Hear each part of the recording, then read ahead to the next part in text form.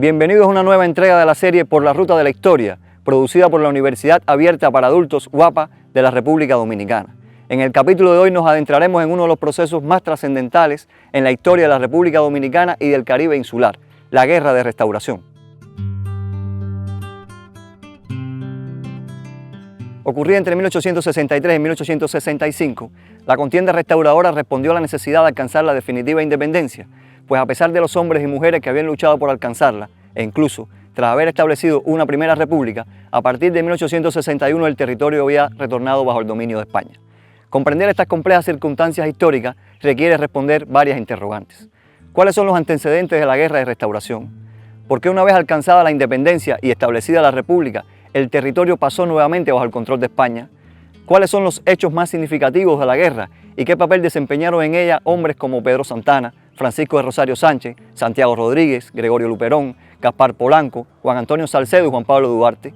¿Cómo incidieron estos hechos en el contexto caribeño y latinoamericano? ¿Qué elementos distinguen esta guerra de las anteriores y cuál es su importancia para la historia dominicana? Para encontrar las respuestas a estas y otras interrogantes, contaremos con las valoraciones de importantes historiadores y visitaremos sitios dedicados a honrar la memoria y la gesta patriótica de sus protagonistas. Los invito a que me acompañen para juntos adentrarnos por la ruta de la historia. La más grande epopeya de la República Dominicana denominada la Guerra Restauradora es un proceso que tiene un antecedente claro. El antecedente hay que buscarlo con el mismo nacimiento de la República Dominicana y es en el año 1844. Nacida la República, los conservadores encabezados por Pedro Santana no creían en el proyecto de nación. Es por eso que en esos 17 años de lo que es la Primera República vamos a observar un grupo de hombres y mujeres buscando la forma de que el país pasara a ser potencia o parte de las potencias extranjeras. Nosotros vamos a tener aquí entonces una serie de acontecimientos como son el Plan Levasseur, el año 1844, que es el primer intento después de la independencia para pasar la república a mano francesa, dándole a esta perpetuidad de la Bahía de Samaná y buscando que éstas nos protegieran contra futuras invasiones haitianas. 12 años de guerra constante contra los haitianos van a desgastar la república. El general Pedro Santana desplegó todo un conjunto de acciones de buscar a quién entregar la nación dominicana. Entre esas acciones desplegadas por el general Pedro Santana estuvo intentar buscar la anexión de nuestro país a Estados Unidos. Al no lograrlo, pues parte de sus, vamos a decir, de las personas que le apoyaban, pues vieron en España la posibilidad de concretar esto. Y es así como el general Pedro Santana envía a varios de los más importantes patriotas nuestros, entre ellos el general Ramón Matías Mella, para garantizar el reconocimiento de la independencia nacional, ya que hasta ese momento España no había reconocido la independencia de la República Dominicana. En esas gestiones, el general Ramón Matías Mella no tuvo éxito, ya que la reina Isabel II se negó a reconocer la independencia de la República Dominicana. No obstante, hubo otros importantes personajes, entre ellos Felipe Alfau, que había sido de los fundadores de la Trinitaria, junto a Duarte, Sánchez, Mella y otros de los patricios nuestros, quien sí se prestó a buscar ya en principio un protectorado de nuestro país a España, y luego este protectorado se vio que no era conveniente por parte de los asesores de la reina, y más bien hablaron de la posibilidad de una anexión de la República Dominicana en su condición de provincia ultramarina, en donde se planteaba que se le iban a dar las mismas condiciones, derechos a la República Dominicana que a las distintas provincias españolas ya de la propia península ibérica. En ese sentido, el general Pedro Santana vio con buenos ojos esta idea de convertir a la República Dominicana en una provincia ultramarina, y es ahí entonces donde se concretiza lo que se conoce como la anexión de la República Dominicana a España. Y esa anexión se produce concretamente el 18 de marzo del año 1861. Pedro Santana se valió de una serie de, digamos, artimañas para hacerle creer a la reina y a toda su corte y a todo el conjunto de los que con ella dirigían el Estado español en ese momento, que el pueblo dominicano estaba de acuerdo con la anexión.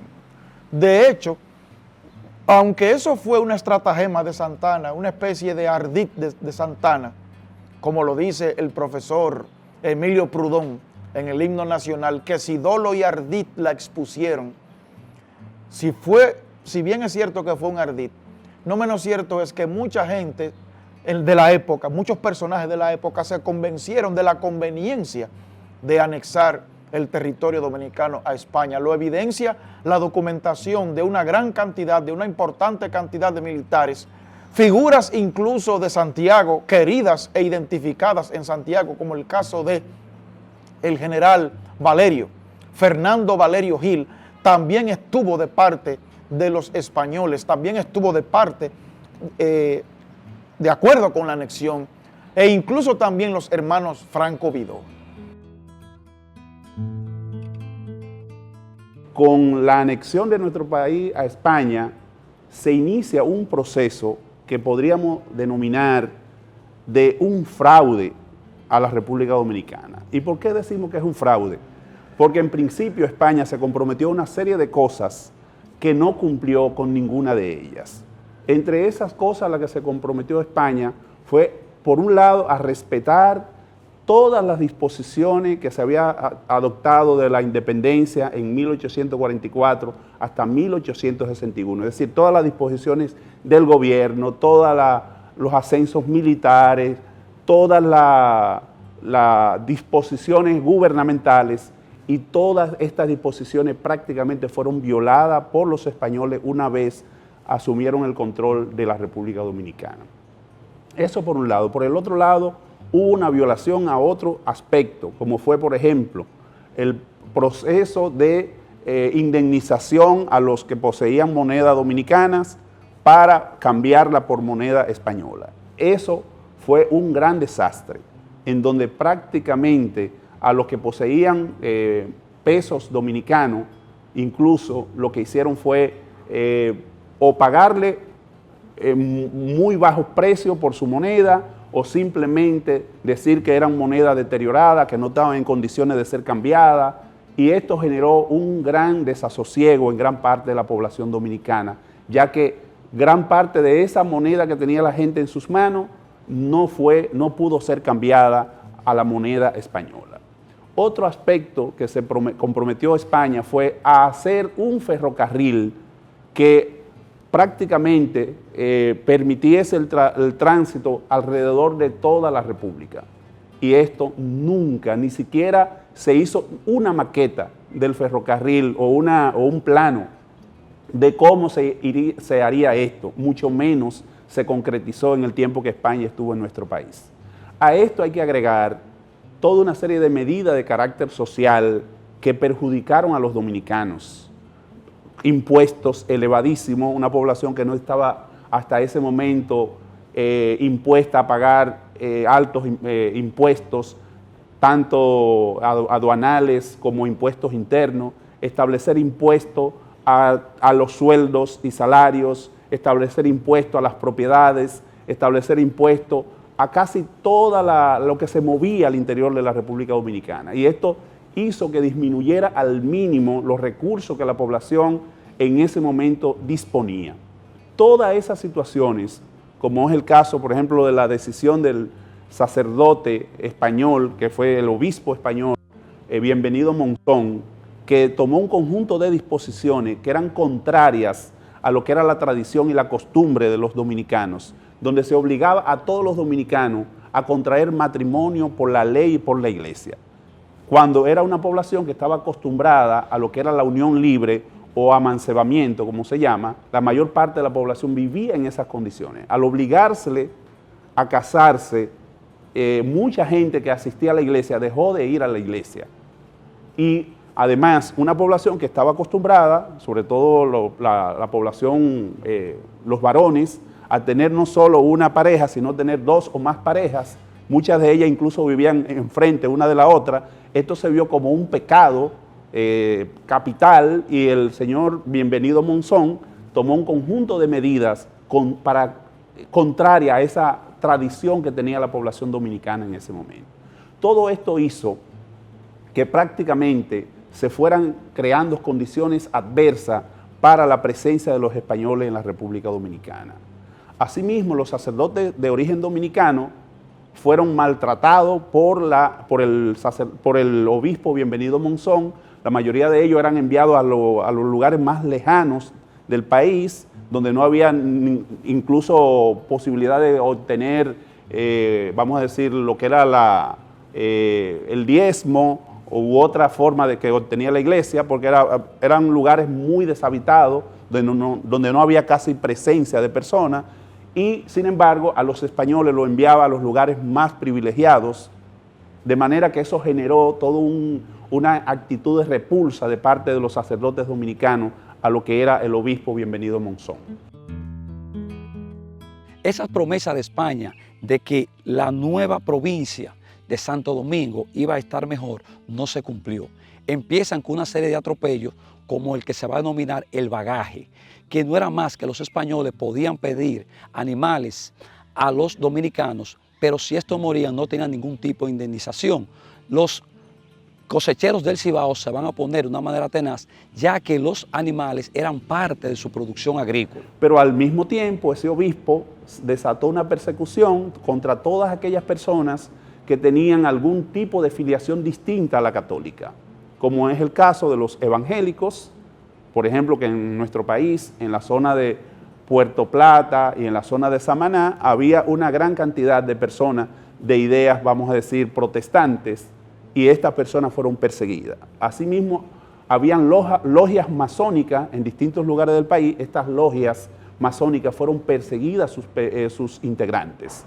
De manera que todo eso nos deja ver que creó la Iglesia Católica un clima negativo al interior de lo que es el país. El propio general de la Gándara dice que uno de los elementos, que fue el último gobernador español en nuestro país, dice que uno de los elementos que más afectó la dominación española acá fue las disposiciones que adoptó la Iglesia Católica en ese periodo, sobre todo refiriéndose a Bienvenido Monzón.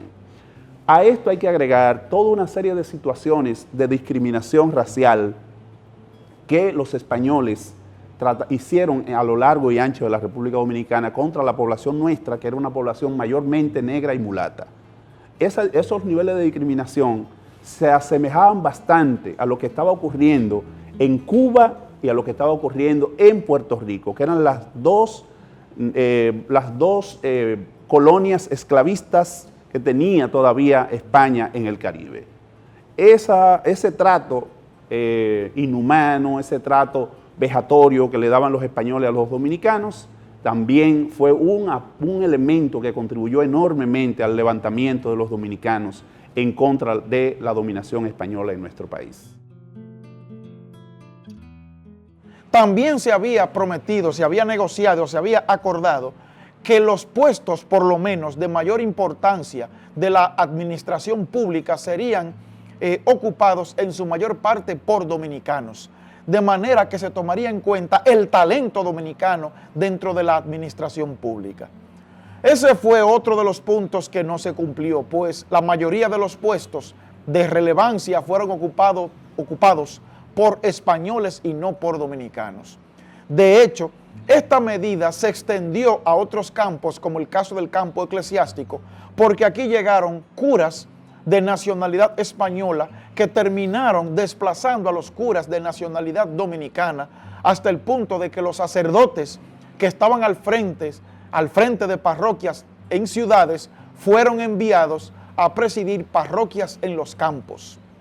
Además de esto, a esto se le sumó el hecho de que los soldados españoles maltrataban, insultaban, atropellaban a la ciudadanía dominicana hasta el punto de que en las filas del ejército los puestos importantes de comando fueron ocupados por españoles y no por dominicanos. Esto llegó al punto de que ni siquiera el uniforme del ejército español se les permitió a los militares dominicanos vestirlo porque los españoles nos miraban con ojeriza, es decir, los españoles veían a los dominicanos por encima del hombro, tenían una visión reducida de los dominicanos y consideraban a los dominicanos indignos de llevar el uniforme militar español. El maltrato a la población se puso de manifiesto en hechos que están debidamente documentados por Pedro María Archambault, autor de un ya clásico libro que se titula Historia de la Restauración. Por ejemplo, a veces iba algún militar español a alguna pulpería, entiéndase por pulpería un mercado menor en donde se venden objetos de uso cotidiano, específicamente comida, pedía lo que iba a llevar y se iba sin pagar simplemente porque era español y porque era militar.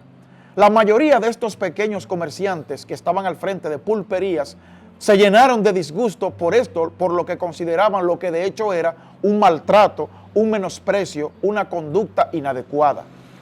También narra Pedro María Archambault y lo narra, y en el lector deja el ánimo de que esa no fue la única vez que ocurrió eso, de que en una ocasión un general español acompañado de su estado mayor pidió albergue, pidió posada en la casa de una viuda que vivía con sus hijas. Maltrataron a la viuda y violaron a las hijas. Hechos como este poco a poco fueron envalentonando al pueblo dominicano y la decepción se fue apoderando del alma dominicana, y de ahí, entre otras razones, porque no podemos nosotros dejar de lado el sentimiento patriótico que está presente y que estuvo presente en la Guerra de la Restauración. Hechos como estos pues llevaron al ánimo del pueblo dominicano la decepción, y de ahí es que viene que se organizara todo un movimiento.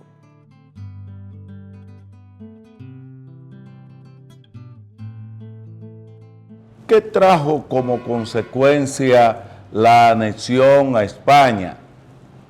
Un movimiento revolucionario por todo el país, donde le dieron a demostrar al general Santana de que la sociedad dominicana de esa época no estuvo de acuerdo con ese acuerdo que hizo precisamente el general Santana, donde solamente firmaron el acta de anexión menos de 4,000 personas. La sociedad dominicana para esa época, estamos hablando de más de 200,000 personas. Entonces ahí llegaron los grandes inconvenientes. Por ejemplo, el día 2 de mayo en Moca, recordamos lo que sucedió con el coronel José Contreras. José Contreras, Cayetano Hermosén y otros próceres de la villa de Moca se levantaron en armas y fueron Juan Suero y el mismo general Santana, le pasaron un juicio amañado, vamos a decir, y fueron fusilados todos. Y quizá la protesta más destacada fue la de Francisco Sánchez del Rosario, abogado, político, militar y patriota dominicano, que conjuntamente con Duarte y con Mella es reconocido como uno de los padres de la patria dominicana. Sánchez se organizó con un grupo y entró a territorio dominicano procedente de Haití. Por lo tanto, tuvo necesariamente que cruzar la frontera. Escribió y publicó un manifiesto que la historia dominicana recoge, y entre otras cosas, Sánchez dijo: entro por Haití porque no puedo entrar por otra parte, mas si la maledicencia mancillare mi conducta, decid que yo soy la bandera dominicana. En efecto, 2 meses antes de que fuera proclamada la anexión, uno de los fundadores de la patria dominicana, Francisco de Rosario Sánchez, penetró en el territorio dispuesto a enfrentar esta nueva ignominia. Así fue recogido en el manifiesto que proclamó el 20 de enero de 1861. Dominicanos, a las armas. Ya llegó el día de salvar para siempre la libertad. Acudid, ¿no oís el clamor de la patria afligida que os llama en su auxilio? Volad a su defensa. Salvad a esa hija predilecta de los trópicos, de las cadenas ignominiosas que su descubridor llevó a la tumba. Mostraos dignos de vuestra patria y del siglo de la libertad. Probad al mundo que hacéis parte del número de esos pueblos indómitos y guerreros que admiten la civilización por las costumbres, por las palabras y por la idea, pero que prefieren la libertad a los demás goces con menoscabo de sus derechos, porque esos goces son cadenas doradas que no mitigan el peso ni borran la infamia. Dominicanos, a las armas, derrocad a Santana. Derrocad la tiranía y no vaciléis en declararos libres e independientes, enarbolando la bandera cruzada del 27 y proclamando un gobierno nuevo que reconstituya el país y os dé las garantías de libertad, de progreso y de independencia que necesitáis. ¡Abajo Santana! ¡Viva la República Dominicana! ¡Viva la libertad! ¡Viva la independencia! Sánchez fue apresado, fue juzgado por una corte marcial compuesta por oficiales españoles y fue juzgado y encontrado culpable. Pero él, como abogado al fin, preguntó: yo quisiera saber bajo qué ley yo estoy siendo juzgado, si bajo la ley española o bajo la ley dominicana. Porque si es bajo la ley dominicana, yo no estoy haciendo nada que no deba hacer todo buen dominicano, que consiste en defender su patria. Y si es bajo la ley española, esa es una ley injusta, porque yo ni me siento ni soy español, sino que me siento y soy dominicano. Declaraciones de este estilo llenaron el ánimo de los jueces de un sentimiento de animadversión en contra de este ilustrísimo dominicano, que finalmente fue hallado culpable y sentenciado a la pena máxima, es decir, a la pena de muerte. Hubo un intento de rebelión en Neiva por Cayetano Velázquez, la cual fue fallida esa rebelión. De igual manera ocurrió el 21 de febrero, encabezado por Santiago Rodríguez y donde participó Gregorio Luperón en esa acción que se dio el 21 de febrero del año 1863. Finalmente fue una derrota, porque no hubo un nivel de organización, de planificación conforme a lo que habían pautado antes, porque esa planificación inicial incluía a toda la línea noroeste, a Santiago y a Puerto Plata. Al tener que adelantarlo, no pudieron comunicarse ni con Santiago ni con Puerto Plata para poder integrarlo a ese proceso. Luego entonces, el 24 de febrero, estalla en Santiago de los Caballeros un movimiento ya no armado, sino de varias personalidades, incluyendo el Consejo de Regidores de Santiago, que estuvo de acuerdo con oponerse a la anexión a España, y todos estos personajes, muchos de ellos fueron hechos prisioneros. Todo este panorama lo que nos muestra es que hubo grandes niveles de insatisfacción de parte de la población dominicana a las medidas adoptadas por los españoles en nuestro país. A partir de ese momento entonces se puede decir que se reorganizan las fuerzas. Santiago Rodríguez, José Cabrera, Benito Monción, Pedro Antonio Pimentel y un grupo más de dominicanos y dominicanas, entre los que hay que destacar también a Luperón, que mantenía contacto con ellos, aunque no estuvo en ese momento en la línea propiamente, pero mantuvo contacto permanente con Santiago Rodríguez. Esto le permitió coordinarse e iniciar un movimiento que inicia el 16 de agosto del año 1863, cuando pasan en la frontera norte del país, desde Haití hasta el Cerro de Capotillo. Y allí en el Cerro de Capotillo izan nueva vez la bandera nacional, bajando la bandera española e izando la bandera nacional, la bandera tricolor. A partir de ese momento, conocido como Grito de Capotillo, se reinicia en la República Dominicana la lucha por la restauración de la República Dominicana.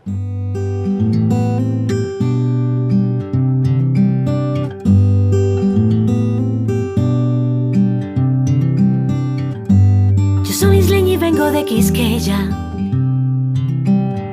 pero un buen amigo le dice la bella. Y es que mis raíces vienen de esta tierra, y pa' quien no lo sepa estoy enamorada de ella.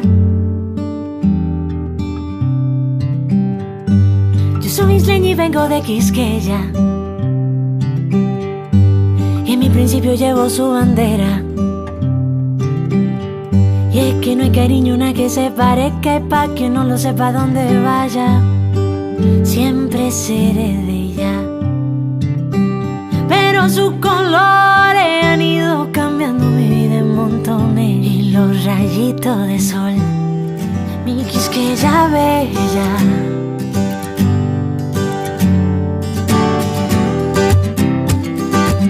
Es una bendición, es una bendición